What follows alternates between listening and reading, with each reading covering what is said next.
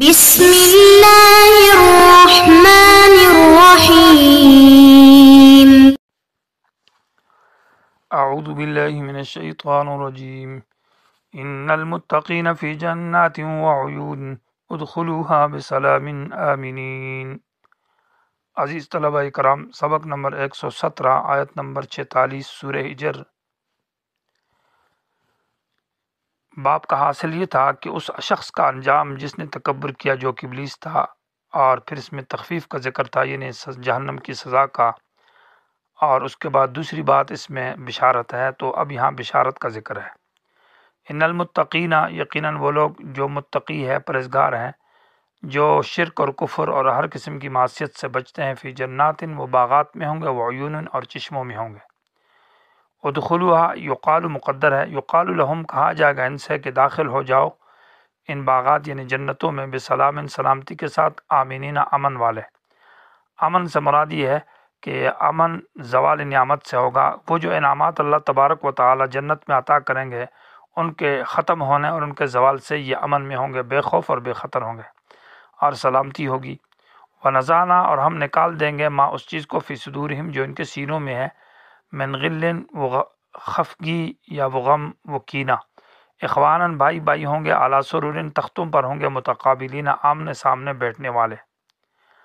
تو جنت کے اندر جو انسان کے دلوں کے اندر دنیا میں طبعی طور پر ایک دوسرے کے خلاف کینہ، حسد یا غم یا خفگی جو ہوتی ہے، جنت میں یہ چیزیں ختم ہو کر آپس میں انتہائی رحم دل، نرم دل اور بھائی بھائی ہوں گے۔ تو یہ معنی ہے من غلن، یہ بیان ہے ماں کا، اور ماں مبین ہے، تو معنی نکال دیں گے ماں، اس چیز کو، فی صدورہم، جو لوگوں کے سینوں میں ہے، دلوں کے اندر ہے۔ وہ کیا چیز ہے؟ من غلن، یعنی حسد یا کینہ، غم اور خفگی مراد ہے، جو میل کچیل۔ اخواناً، یہ حال بنے گا، من صدورہم کی ہم ضمیر سے، یعنی اس حال میں کہ یہ آپس میں بھائی بھائی ہوں گے، یکونوا اخوانا، اعلیٰ سرور، معنی چار پائیوں کے اوپر ہوں گے، تختوں پر ہوں گے، متقابلین، آمنے سامنے بیٹھنے والے ہوں گے۔ لا یمسہم، نہ پہنچے گی ان کو، فیہا، جنت کے اندر، نصبن، کوئی تھکاوٹ، وہاں جنت میں کوئی تھکاوٹ نہ ہوگی۔ وما ہم منہا بمخرجین، اور نہ یہ جنت سے نکالے جائیں گے، تو وہاں کوئی تھکاوٹ بھی نہیں ہے، اور وہاں جنت سے نکالنے کا خطرہ بھی نہیں ہے۔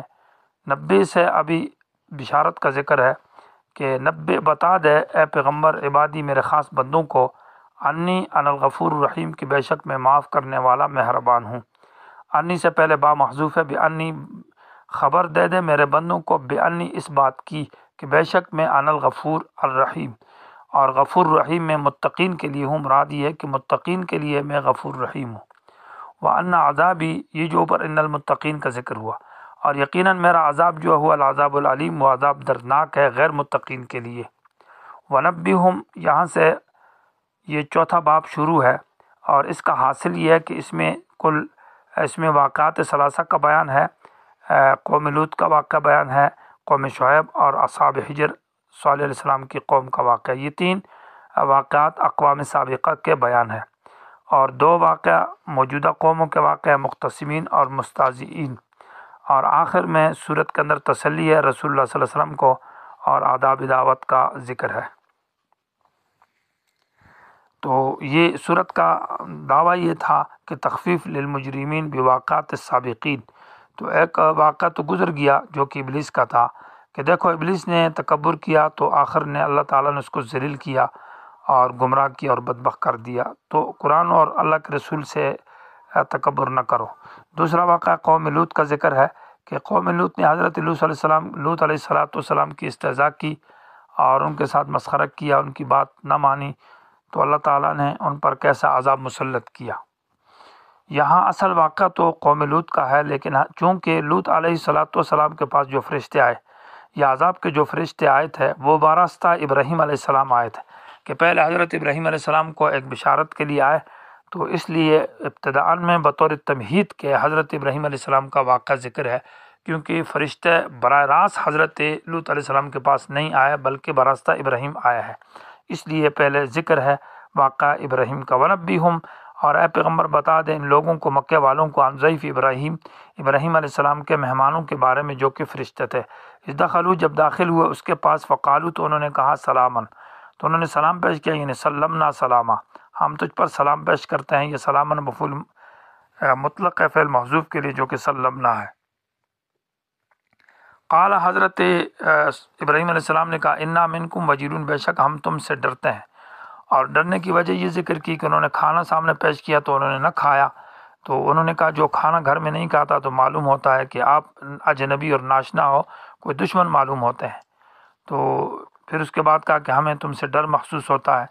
تو قالو، فرشتوں نے کہا لا توجل، نہ ڈر، انا نبشرک، بے شک ہم آپ کو خوشخبری سنانے کے لیے آئے ہیں، بغلامن، ایک لڑکے کی، علیمن، جو سمجھدار ہوگا۔ علیم معنی عقل مند، ہوشیار، سمجھدار، جو کہ حضرت اسحاق علیہ السلام ہے۔ یعنی لفظ علیم میں اشارہ ہے حضرت اسحاق علیہ السلام کی طرف، اور لفظ حلیم کے اندر جب ذکر ہو تو حضرت اسماعیل علیہ السلام کی طرف اشارہ ہوگا۔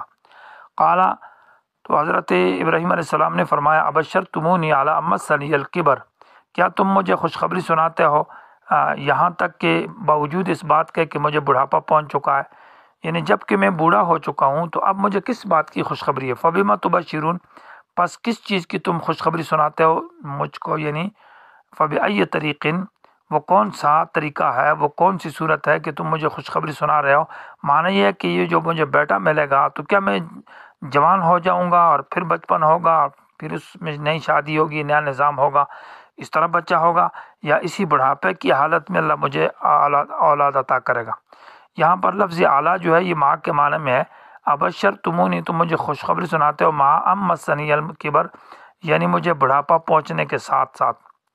قالو، کہنے لگے بشرنا کا، ہم تجھے خوشخبری سناتے ہیں بالحق، کے سچی اور سچ بات ہے یہ، فلا تکن، نہ ہو جا من القانتین، مایوس ہونے والوں میں سے۔ قال، فرمایا من القانتین، یہ یأس کی طرح ہے، معنی اسباب ظاہر میں موجود ہے، بالکل مایوسی نہیں ہے، کیونکہ بالکل مایوسی وہ پیچھے سورہ یوسف میں گزر چکا تھا کہ وہ تو کفر ہے، یہ تو ایسی مایوسی ہے کہ اسباب موجود ہے اور قریب ہے کہ یہ کام ہو جائے گا، لیکن بظاہر اسباب تھوڑے سے کم نظر آتے ہیں۔ قال، فرمایا ومن یقنط، کون محروم ہوگا من رحمت ربی، اپنے رب کی رحمت سے، یعنی نہیں ہوگا، مایوس نہیں ہوگا، الا الضالون، مگر گمراہ لوگ۔ یہ استفہام انکاری ہے، معنی یہ ہے کہ اپنے رب کی رحمت سے مایوس نہیں ہوتے مگر ضالون، گمراہ لوگ۔ قال، تو حضرت ابراہیم علیہ السلام نے فرمایا فما خطبکم، تمہارا بڑا کام کیا، خطب معنی عظیم کام، عظیم الشان، بڑا اہم کام جس کو کہتے ہیں، کیونکہ یہ جو بشارت والا مسئلہ ہے یہ تو ایک فرشتہ بھی آ سکتا ہے، اور ایک فرشتہ آ کر مجھے خوشخبری سنا دیتا، بات کافی ہوتی ہے، دو آتے ہیں، تم تو یہاں پر پورا لشکر ہو اور ایک بہت بڑی جماعت ہے، تو اتنی بڑی جماعت کا آنا کا کیا مقصد ہے؟ کوئی اور مقصد تمہارا؟ ایھا المرسلون، اے بھیجے ہوئے فرشتوں۔ قالو، کہنے لگا انا ارسلنا، یقیناً ہم کو بھیجا گیا الی قوم مجرمین، ایسی قوم کی طرف جو مجرم ہے، جو کہ قوم لوط ہے، الا آل لوط، تو اس میں استثناء کر دیا کہ ان مجرمین میں آل لوط شامل نہیں ہیں، یعنی لوط اور اس کے گھر والے شامل نہیں ہیں، ان کے لیے ہم نہیں آئے۔ انا لمنجوہم، یقیناً ہم ان کو نجات دیں گے، اجمعین، سب کے سب کو، یعنی آل لوط کو ہم نجات دیں گے۔ یہاں پر سوال یہ ہوتا ہے کہ نجات تو اللہ تعالیٰ دیتا ہے، فرشتے تو نہیں دے سکتے، تو فرشتوں نے کیسا کہا ہے کہ انا لمنجوہم اجمعین، بے شک ہم آل لوط کو نجات دینے والے ہیں؟ تو اس سوال کا جواب یہ ہے کہ اصل میں فرشتہ تو یہ رسول ہے، یعنی مرسل جس کو بھیجا گیا ہے، اور مرسل بھیجنے والا اللہ تبارک و تعالیٰ ہے، تو رسول یا مرسل جو کلام کرتا ہے وہ اپنا نہیں ہوتا، وہ بات اپنی نہیں ہوتی، وہ مرسل کی ہوتی ہے، یعنی اللہ نے ان کو یہ کہا ہے کہ جا کر یہ کہو کہ ہم آل لوط کو بچائیں گے، باقی سب کو سزا دیں گے، تو فرشتے بچانے والے نہیں ہیں، بچانے والا اللہ ہے۔ یہاں پر کلام فرشتوں کا نہیں ہے، یہ فرشتے محض قاصد اور رسول کی حیثیت رکھتے ہیں، اصل کلام، اصل بات اللہ کی ہے، اس لیے یہ اشکال نہ کیا جائے۔ انا لمنجوہم، بے شک ہم ان کو نجات دینے والے، اجمعین، سب کے سب کو، الا امرأتہ، مگر اس کی بیوی جو ہے وہ عذاب والوں میں سے، قدرنا، مانا ہم نے اندازہ کیا ہے اس کے بارے میں، ہمارا اندازہ یہ ہے کہ انہا لمن الغابرین، یہ پیچھے رہنے والوں میں ہے، اور ایسا ہی ہوا کہ قوم کو عذاب دیا اور اس کی بیوی کو بھی دیا، باقی آل لوط کو بچایا۔